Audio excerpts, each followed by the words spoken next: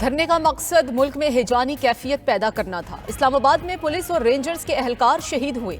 वज़ीर-ए-आज़म शहबाज शरीफ की काबीना इजलास में गुफ्तगू, कहा एहतजाज के बाइस एक दिन में स्टॉक एक्सचेंज में नाकाबिले तलाफी नुकसान हुआ।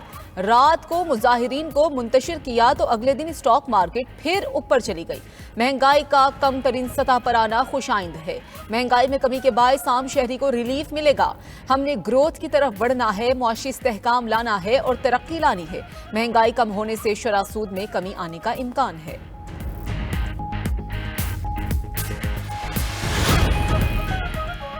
डी चौक में एहतजाज पर बानी पीटीआई और उनकी अहलिया बुशरा बीबी समेत पीटीआई रहनुमाओं के वारंट गिरफ्तारी जारी। इस्लामाबाद की इंसदाद दहशतगर्दी अदालत के जज ताहिर अब्बास सिपरा ने वारंट गिरफ्तारी जारी किए। कोहसार पुलिस ने मुकदमे में 96 मुल्जिमान के वारंट गिरफ्तारी हासिल किए। Chairman PTI barrister Gauhar, opposition leader Umar Ayub, Shoaib Shaheen, Ali Bukhari और आमिर मुगल के भी वारंट गिरफ्तारी जारी। शेर अफजल मरवत, खालिद खुर्शीद और फैसल जावेद भी शामिल। जुल्फी बुखारी, सलमान अकरम राजा, मुराद सईद और रऊफ हसन के भी वारंट गिरफ्तारी जारी कर दिए गए।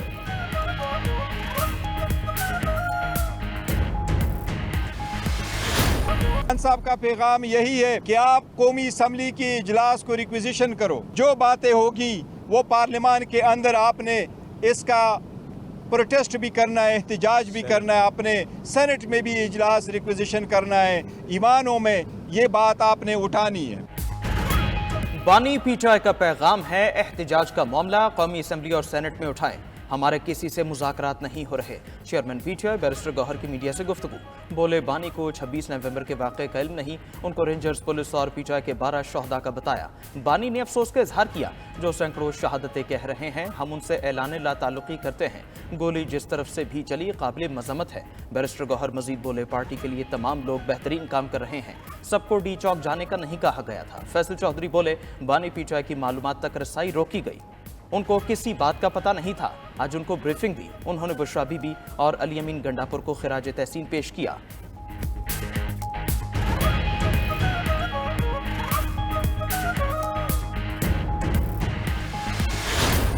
अरेस्ट के नतीजे में जो भी इंकशाफात हुए, जो भी रिकवरीज हुई, मैं कहूँगा इंतहाई एस्टॉनिशिंग और होश रुबा इंकशाफात थे। ये इसमें जो चीज़ें निकल रही हैं, इसमें ये टीयर गैस गन्स, ये टीयर गैस शेल्स, ये गुलेले, ये आप देखें, ये अब पत्थरगढ़ का है वाक़या, जो हमारी आखिरी पॉइंट था, इसको मैंने लास्ट टाइम भी देखा। ये आप देख सकते हैं कि ये टीयर गैस के शेल्स जो हैं, ये किस तरह हमें मारे जा रहे हैं। ये हम पे पत्थरगढ़ में ये अटैक किया गया। पीटीआई एहतजाज में पुलिस को सीधे फायर मारे गए। 147 एहलकार अभी तक जख्मी हैं। मुजाहिरीन के पास ब्राजील साख्ता शेल थे, जो हमारे शेल से 4 गुना बढ़कर थे और मुल्क में मौजूद भी नहीं। डीपीओ अटक सरदार गयास गुल खान के इंकशाफात, कहा कि मुजाहिरीन वायरलेस के जरिए कम्युनिकेशन कर रहे थे। गिरफ्तार शरपसंदों में से 89 का पाकिस्तान में कोई रिकॉर्ड ही नहीं।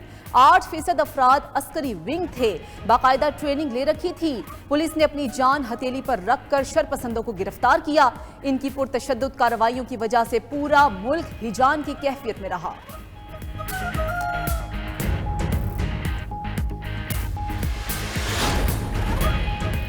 रियासत के खिलाफ मजमूम प्रोपेगेंडा पर हुकूमत का एक्शन। शरपसंद अनासिर की शनाख्त के लिए 10 रुकनी joint task force तश्कील। Chairman PTA joint task force के सरबराह मुकर्रर, नोटिफिकेशन जारी। जॉइंट सेक्रेटरी दाखिला और इंफॉर्मेशन टास्क फोर्स का हिस्सा। Director cyber crime wing, FIA और डायरेक्टर IT इंफॉर्मेशन भी शामिल। DIG Islamabad, joint director IB और दीगर इदारों के नुमाइंदगान को भी टास्क फोर्स का हिस्सा बनाया गया। टास्क फोर्स झूठा प्रोपेगेंडा करने वाले अनासिर की निशानदेही करेगी। 10 दिन में अपनी सिफारिशात हुकूमत को पेश करेगी।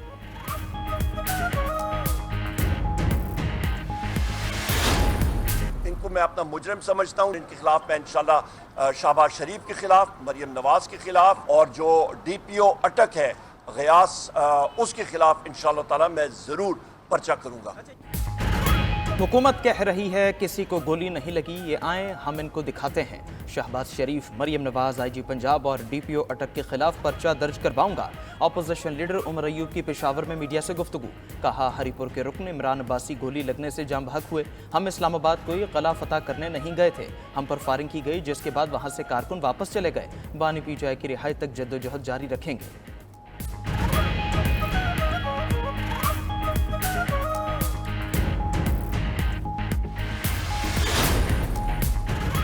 یہ کیسی گولیاں تھیں جو پی ٹی آئی کے کسی لیڈر کو نہیں لگی؟ کوئی پی ٹی آئی رہنما کیوں داد رسی کے لیے کسی اسپتال یا تھانے نہیں گیا؟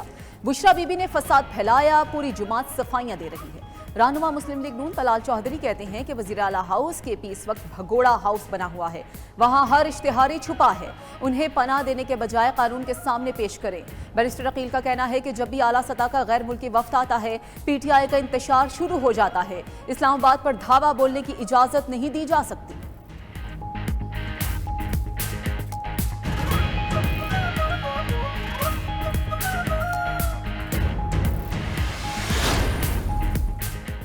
وزیر اعظم شہباز شریف کی زیر صدارت وفاقی کابینہ کا اجلاس، امن و امان سمیت ملک کی موجودہ صورتحال زیر غور۔ بگاس سے بجلی بنانے والے 8 پاور پلانٹس کے ٹیرف کا اثر نو جائزہ، 21 نکاتی ایجنڈے میں ٹیکس آمدن بڑھانے سے متعلق اقدامات پر بریفنگ۔ اسلام آباد central business district development authority کے قیام کی منظوری دیے جانے کا امکان۔ شہباز شریف کی زیر صدارت پاک سعودیہ تعلقات پر بھی اجلاس، مختلف شعبوں میں تعاون کا جائزہ لیا گیا۔ وزیر اعظم کا منصوبوں کی پیش رفت پر اطمینان کا اظہار، کہا سعودی عرب پاکستان کا دیرینہ دوست ہے، ہر مشکل میں ساتھ دیا، باہمی تعاون کو مزید وسعت دینے کے خواہش مند ہیں۔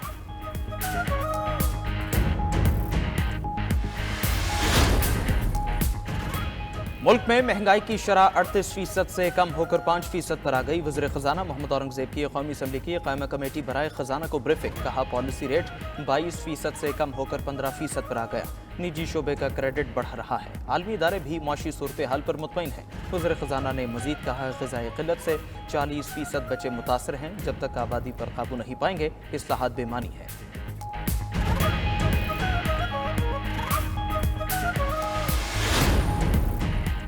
ملک بھر کے مختلف شہروں میں انٹرنیٹ سست روی کا شکار، انٹرنیٹ کی بندش سے صارفین کو شدید پریشانی کا سامنا۔ انٹرنیٹ کی بندش سے عام صارفین اور حکومت کو دونوں کو نقصان ہوا۔ کئی شہروں میں انٹرنیٹ سست روی سے طلباء اور فری لانسرز پریشان ہیں۔ Chairman peoples party Bilawal Bhutto کی زیر صدارت رابطہ کمیٹی کا اجلاس، موجودہ سیاسی چیلنجز سے نمٹنے کے لیے حکمت عملی پر غور۔ بلاول بھٹو نے کمیٹی کو سیاسی جماعتوں سے رابطہ کرنے کی ہدایت کر دی۔ ملک میں بڑھتی دہشت گردی اور درپیش چیلنجز سے نمٹنے کے لیے اتفاق رائے کی عدم موجودگی پر تشویش کا اظہار۔ رابطہ کمیٹی کی سفارشات رواں ماہ کے آخر میں سی سی کمیٹی کے سامنے پیش کی جائیں گی۔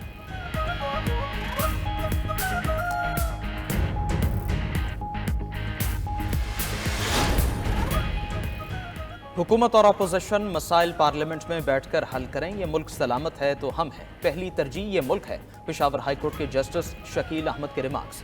عدالت میں اپوزیشن لیڈر عمر ایوب اور ممبر قومی اسمبلی فیصل امین کی راہداری ضمانت کی درخواستوں پر سماعت۔ جسٹس شکیل احمد نے مزید کہا، جب کوئی ناخوشگوار واقعہ ہوتا ہے تو ملک کا نقصان ہوتا ہے، اگر کوئی سیکیورٹی والا زخمی ہوتا ہے تو وہ بھی اس ملک کا بیٹا ہے۔ عمر ایوب، آپ پر زیادہ ذمہ داری بنتی ہے، آپ اپوزیشن لیڈر ہیں، حکومت کو بھی ذمہ داری کا مظاہرہ کرنا چاہیے، مسائل مل بیٹھ کر حل کریں۔ عمر ایوب عدالت میں بولے، ان کے خلاف بہت زیادہ ایف آئی آر درج کی گئی ہیں، اپوزیشن لیڈر اور جوڈیشل کمیشن کا ممبر ہوں، حال یہ ہے میرے خلاف موٹر سائیکل چوری کی 3 ایف آئی آر درج ہے۔ عدالت نے عمر ایوب اور فیصل امین کو 21 دسمبر تک راہداری ضمانت دے دی۔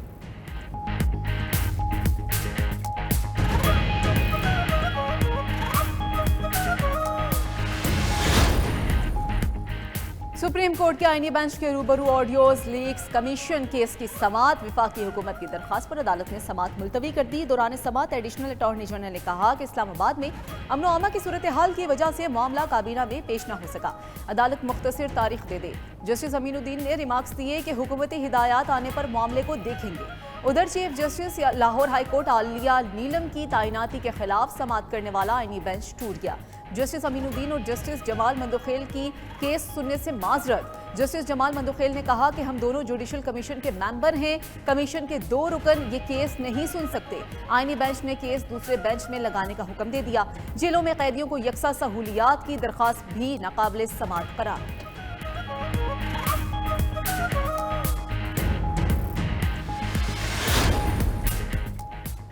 وزیر اعلیٰ علی امین گنڈا پور سے کرم جرگے کے ممبران کی ملاقات، کرم کے مسئلے کے حل کے لیے باضابطہ مذاکرات کے آغاز پر تبادلہ خیال کیا گیا۔ وزیر اعلیٰ کی مسائل کے حل کے لیے مکمل تعاون کی یقین دہانی۔ گرینڈ جرگہ کرم کا دورہ کر کے فریقین کے ساتھ بات چیت شروع کرے گا۔ وزیر اعلیٰ نے کہا، صوبائی حکومت جرگہ ارکان کو تمام سہولیات فراہم کرے گی۔ امید ہے گرینڈ جرگے سے معاملے کا پرامن اور پائیدار حل نکل آئے گا۔